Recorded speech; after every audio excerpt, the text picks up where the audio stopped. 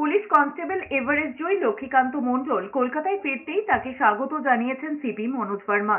লক্ষ্মীকান্ত মণ্ডল কলকাতা পুলিশের সিপি মনোজ ভার্মার দেহরক্ষী হিসেবে নিযুক্ত। পুলিশে চাকরির পাশাপাশি পাহাড়ে চড়া লক্ষ্মীকান্তর নেশা, একাধিক শৃঙ্গ জয়ও করেছেন। এরপর মাউন্ট এভারেস্ট জয়ের প্রস্তুতি শুরু করেন।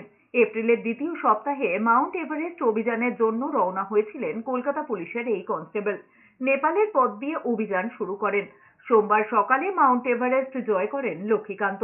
তার এভারেস্ট জয়ের খবর জানার পর কলকাতা পুলিশের তরফে সোশ্যাল মিডিয়ায় পোস্ট করে শুভেচ্ছাও জানানো হয়। শুক্রবার লক্ষ্মীকান্ত মণ্ডল কলকাতায় ফিরতেই বিমানবন্দরে তাকে সংবর্ধনা দেওয়া হয়। শুভেচ্ছা জানাতে উপস্থিত ছিলেন সিপি মনোজ ভার্মা। তিনি বলেছেন, লক্ষ্মীকান্ত কলকাতা পুলিশকে গর্বিত করেছেন। খুবই গর্বিত বোধ করছি। আমাদের কলিগ লক্ষ্মীকান্ত মন্ডল এভারেস্ট জয় করে ফিরে এসেছে। এই অ্যাচিভমেন্টটা আমাদের জন্য খুব বড় অ্যাচিভমেন্ট।